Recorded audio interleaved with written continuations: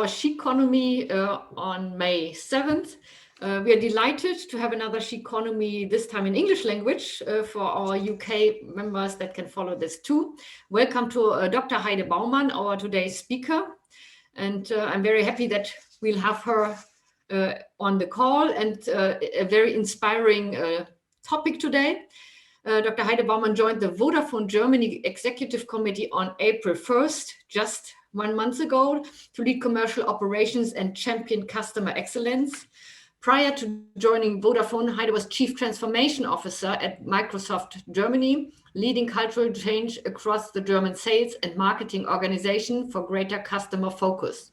Before that, she was responsible for the customer experience transformation, enterprise revenue growth, and the integration of mergers and acquisition at Liberty Global.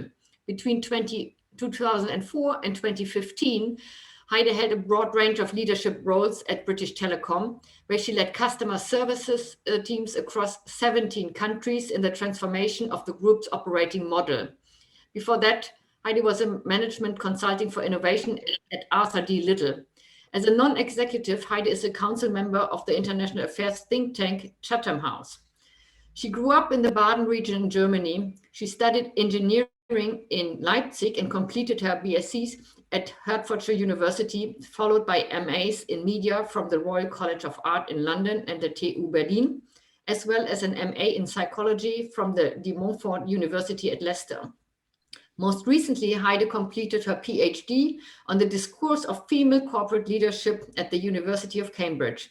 In this talk, she will share some of her research comparing narratives about women in corporate leadership in Germany and in the UK, which is an absolute up-to-date topic, and a just new PhD from this side. Heide, welcome and congratulations to both your PhD and the new job.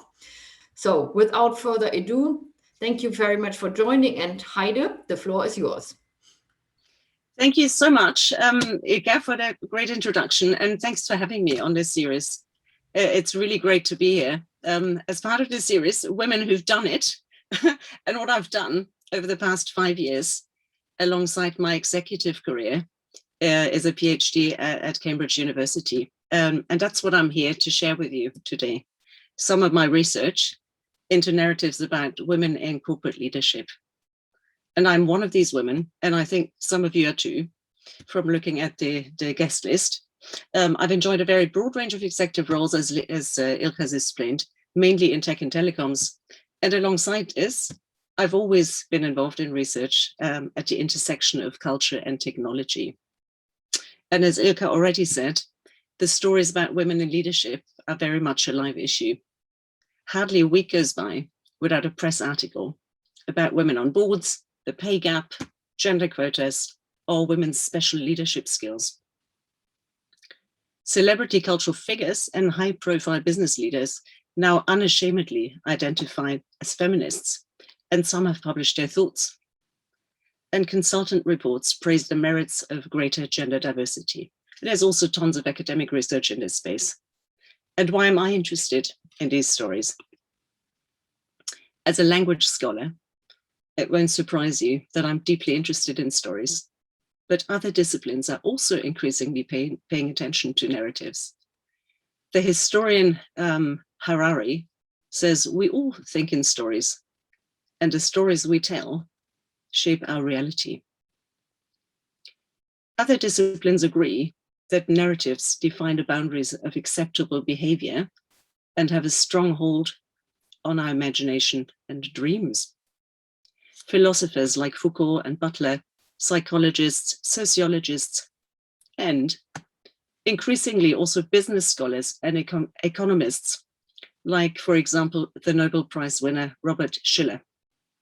Stories, he says, exist to justify a society. Stories, they can keep us stuck in the status quo or lead to rapid change in culture. And sometimes they are contagious and go viral. In my research, I've identified a whole range of stories relating to women and leadership. And what I'd like to do today is to share with you some of the most influential stories out there.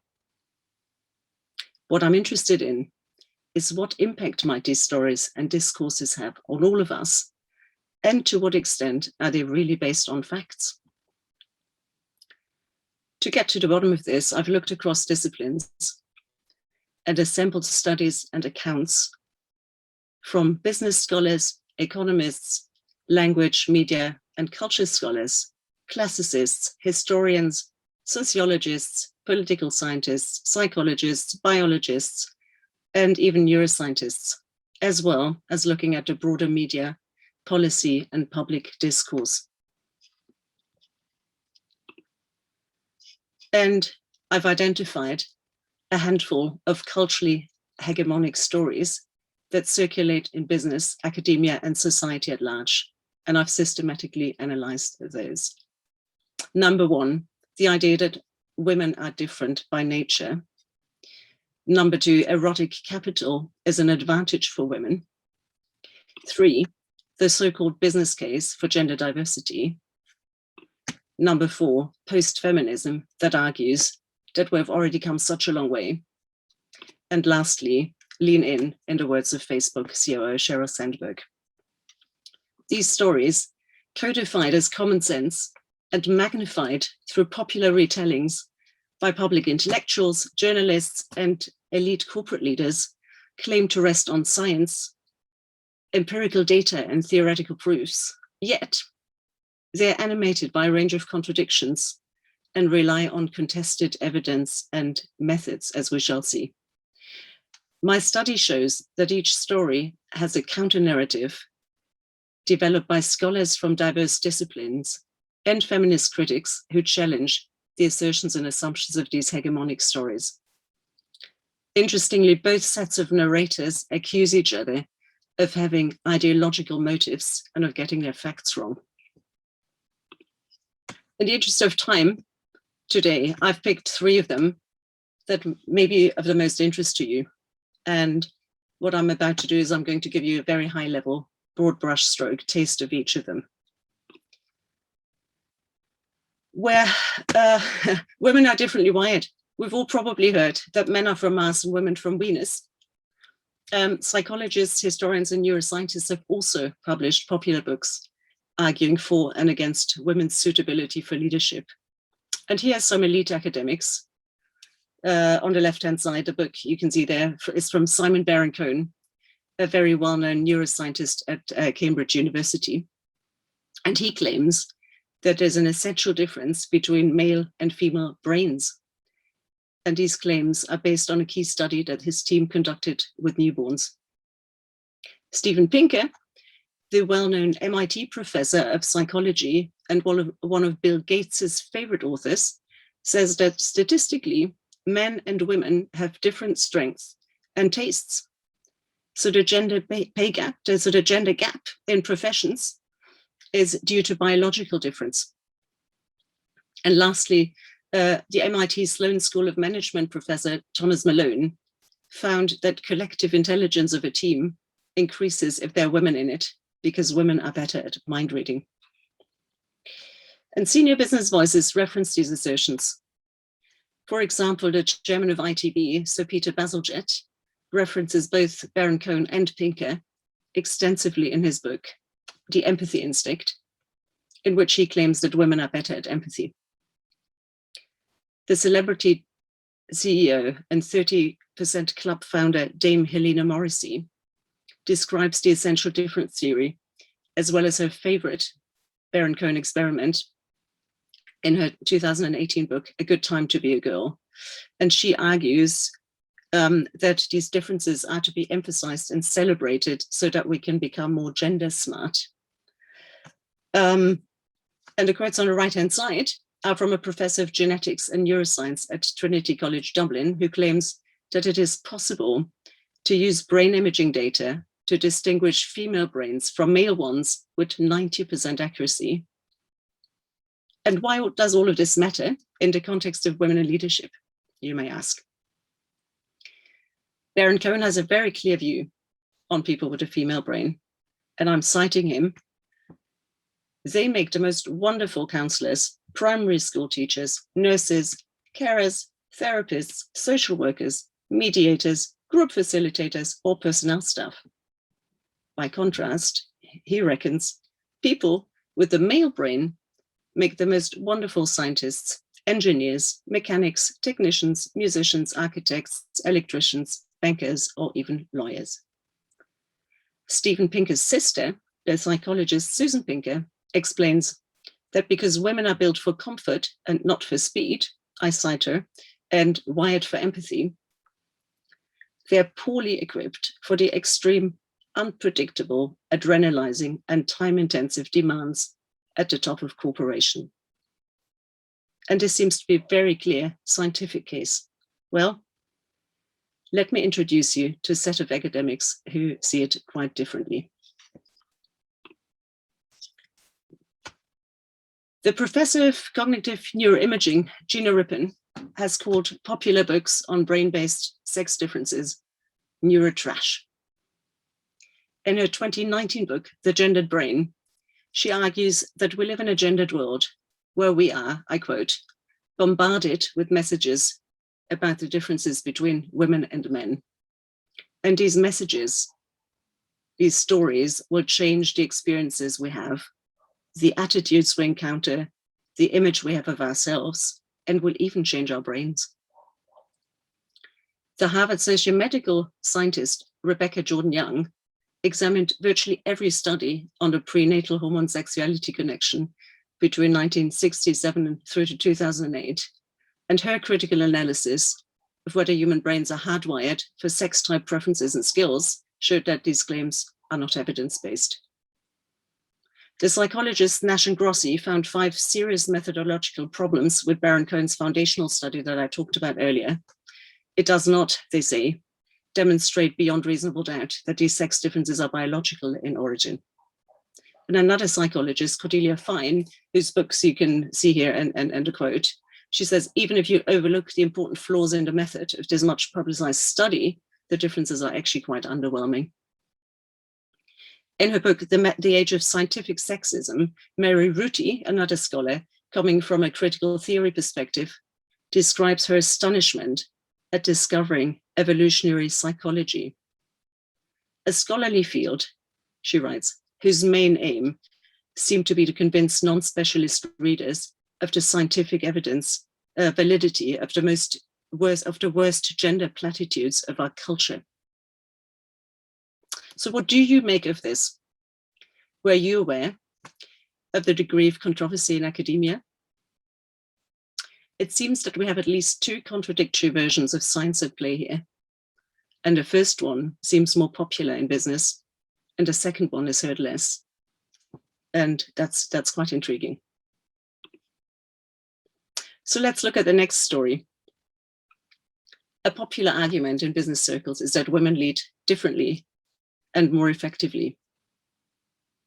Senior industry figures often refer to the business case set out in the McKinsey Women Matter studies, which have claimed since 2007 that women in leadership drive better governance, better decisions, innovation, and, importantly, financial results. The management guru, Tom Peters, already wrote in his 1980s Bible, In Search of Excellence, that women possess an abundance of qualities that are absolutely necessary for business success. Fast forward to the 2008 financial crisis, women were now presented as better leaders, cleaning up the mess men had made with superior leadership styles.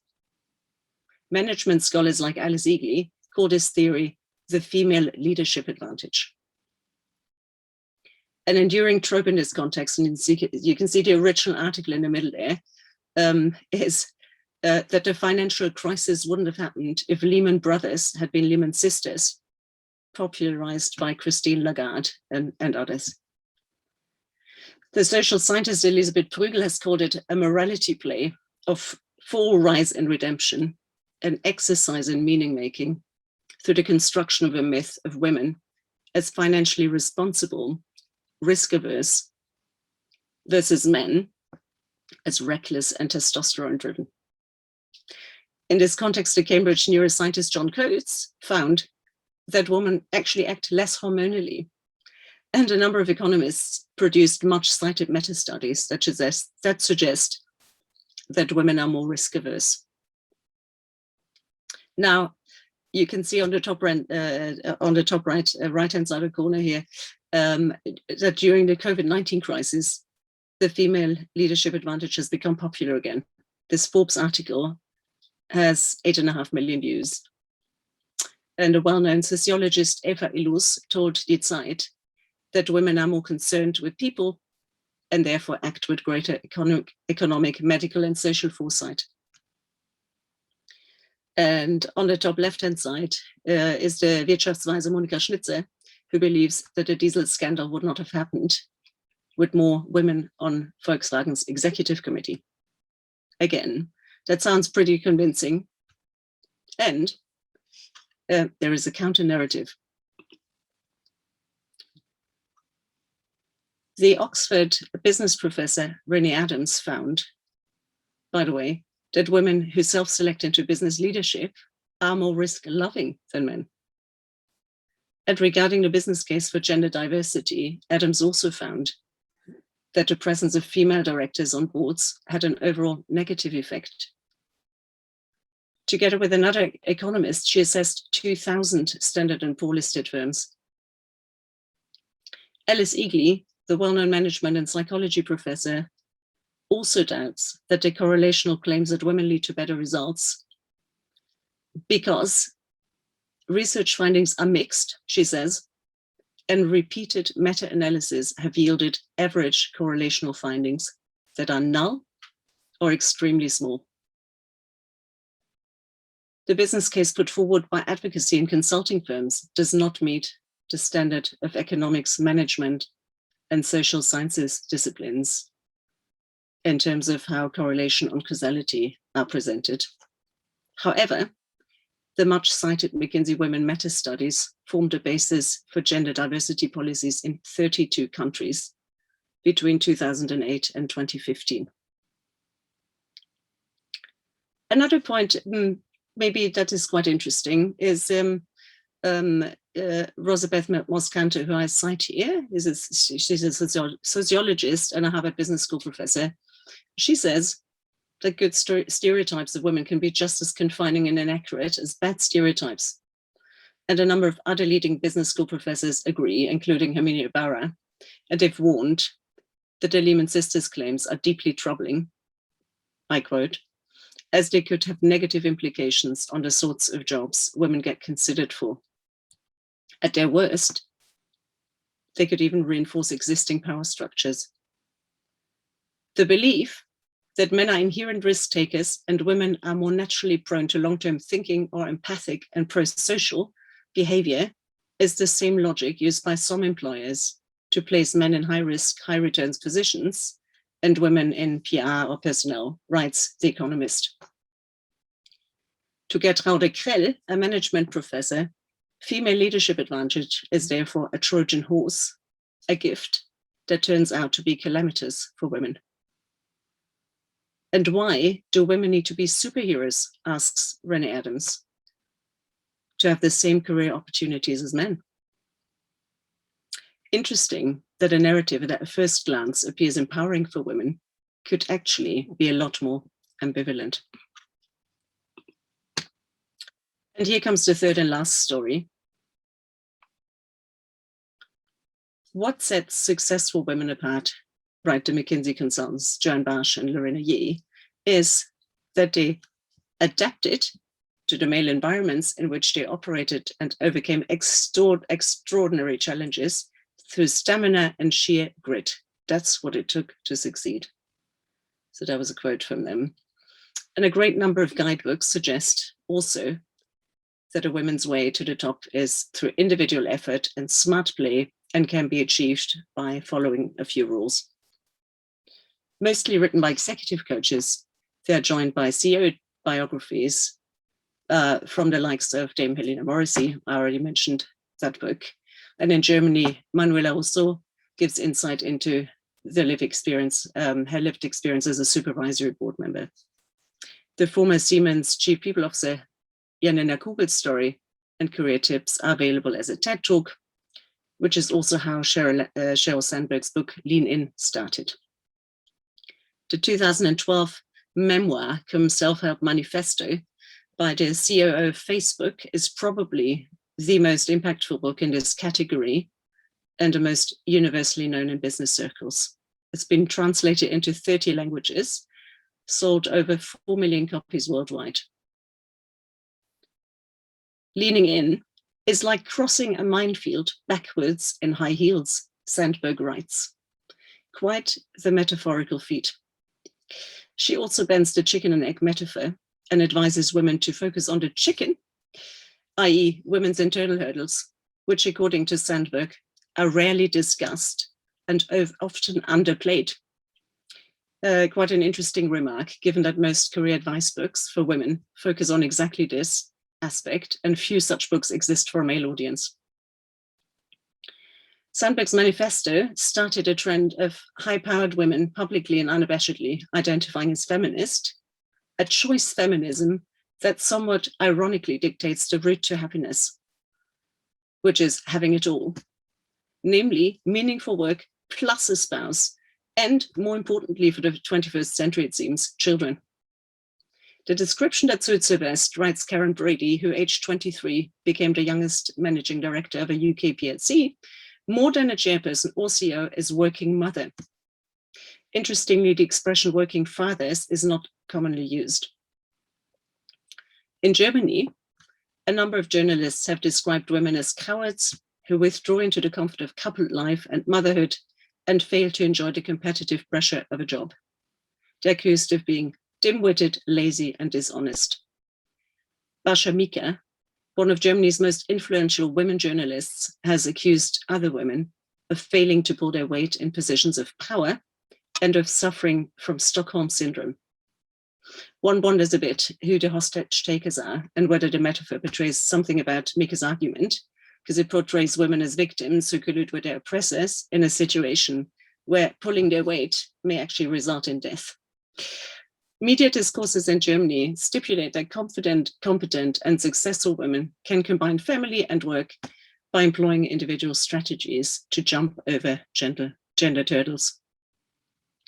And interesting, some academics also claim that women only have themselves to blame for not making it to the top. The sociologist Catherine Hackham's preference theory argues that men and women have different career aspirations and priorities. She claims that only 20% of women will prioritize work, instead choosing to be home-centered. Hugely influential theory, has even been implemented in Australia as part of the sort of labor market policies. Another scholar, Marion Coleman, argues that any woman willing to work hard with dogged determination, I quote her, confidence, clarity, enthusiasm, passion, and commitment can make it to the top. Success, done, according to her, is down to individual effort. And a professor of sociology and organizations, Alicia Kaufman, says that women lack ambition and appetite for power. They're holding themselves back and need to grow in confidence. In addition to a lack of career ambition, this is the most often cited barrier to women's progress into senior leadership, a lack of self-belief and confidence.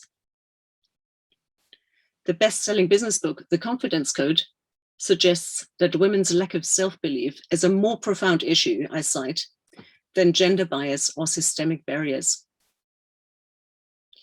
Another thing that's essential in all of this is optimism.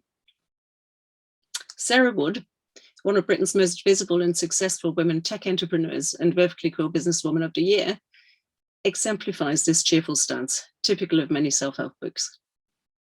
Her own guide for accelerating leadership potential, Stepping Up, advises readers to, I quote, search for a silver lining in any situation and think of your role as COO, Chief Optimism Officer.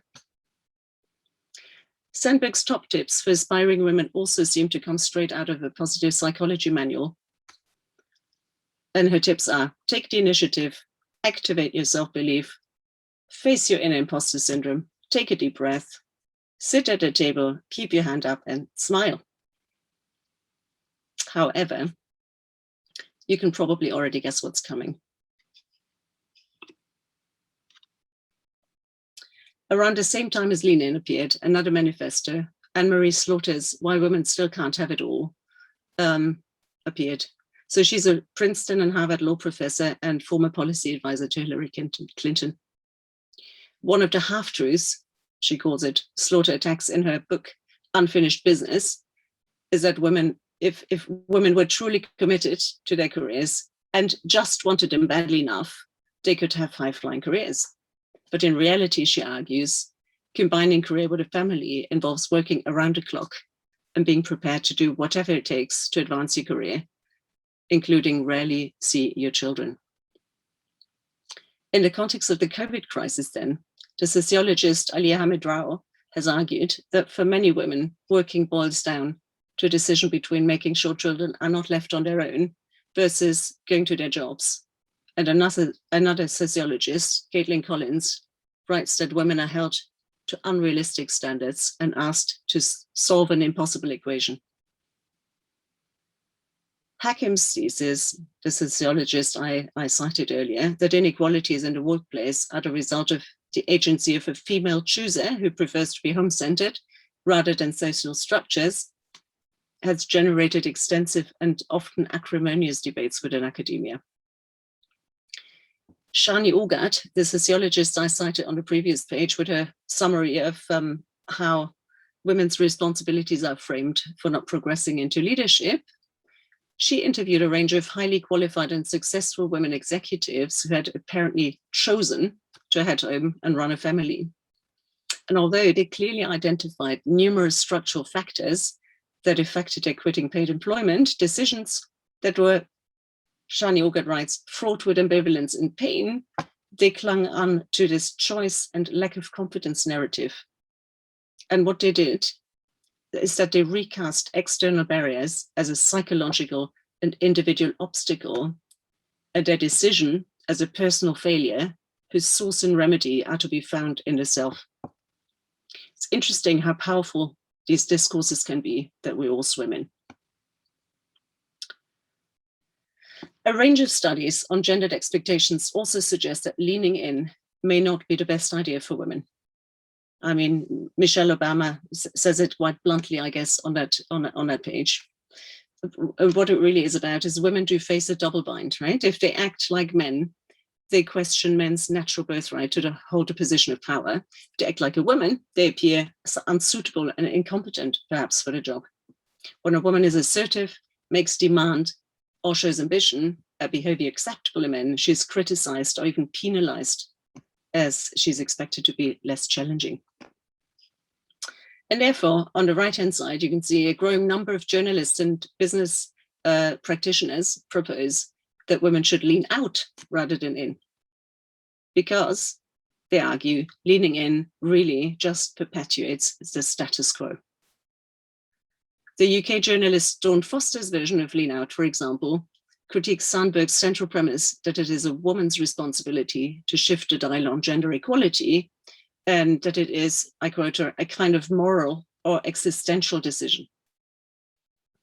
Individual success in this narrative is presented as proof that systemic barriers can be overcome.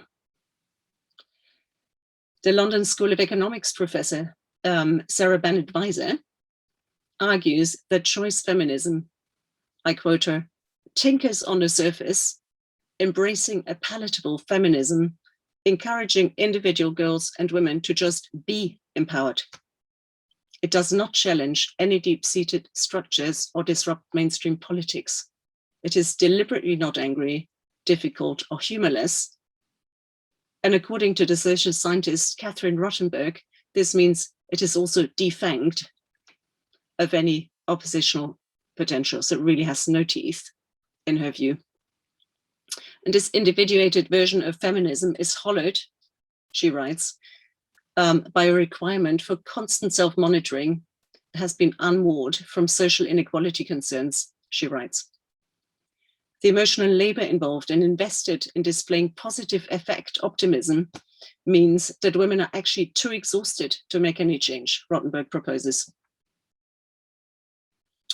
Another sociologist, Rosalind Gill, has theorized a post-feminist sensibility which critiques key elements of the lean-in story, namely an emphasis on self-surveillance monitoring and self-discipline, a focus on individualism, choice and empowerment, the dominance of a makeover paradigm, and a resurgence of ideas about natural sex difference. Decultural theorist Angela McRobbie says this post-feminist gender regime actively undermines feminist gains and undoes feminism even, and I quote her, while simultaneously appearing to be engaged in a well-informed and even well-intended response to feminism. Now, with regards to optimism, about happiness, the well-known sociologist Eva Illouz and the psychology professor Edgar Cabanas write, it haunts the cultural imaginary as an omnipresent common sense, I quote them, a seemingly objective, measurable variable to settle controversial ideological and moral issues like inequality. And when it comes to confidence, the cultural studies scholar Sarah Ahmed has argued that common conceptions of confidence perhaps deserve to be thrown into a confidence crisis. Holding onto a view that puts one at odds with the mainstream requires a different kind of confidence. And I quote, you lose confidence in the world that rewards you for compliance. So here's yet another example of a prevailing story and its counter-narrative. So what is the solution? Really, Dr. Maureen Fitzgerald, in one of the Lean Out books, argues that women in their best efforts to survive, win and navigate organizations as they find them, they, I cite, become willing players, not just accepting, but also promoting the status quo. That is a terrible shame, she thinks. She argues that leveling the playing field is the real solution, as I cite, women suffer not because they're incompetent, weak or lazy, because we built a society and institutions that hold them back. The journalist Dawn Foster warns that it is not by treading carefully and keeping quiet that women might gain equality, a voice, and the right to a full civic life. It is by physically and psychologically going on strike, by shouting back and leaning out, she thinks. So how to change hegemonic narratives really is the task die Initiative Chefsache set itself is, langfristiges Umdenken und den Wandel in den Köpfen zu verstetigen. Really, it's, long-term rethink and a change in people's minds, attitude shift. And I guess my point is, it really is the culture, right? The pervasiveness of stories and the substructures of beliefs that matter. Rebecca Solnit writes, but even the most foundational stories can be changed, she believes. She's the author of Men Explain Things to Me, by the way. Change is difficult to predict or understand fully, even in retrospect, though. The legal scholar and behavioral economist Cass Sunstein, he's one of the world's most foremost academic and policy experts on how change happens. That's what he argues. But, you can see the quote here, sometimes stories go viral and a drip can become a flood. Heide, I want to thank you very, very much. We all hope that there is light at the end of the tunnel, not only for gender diversity and gender equality, but also at the end of the pandemic, so that we can, besides this wonderful virtual format, get back to having lunches with each other every now and then, and great speeches, and have a mix of personal meetings and virtual meetings. But thank you so much for sharing your insights, your PhD analysis with this great group. I wish you all well. Thank you so much as well, Ilka. It was a real pleasure. Bye-bye. Thank you so much.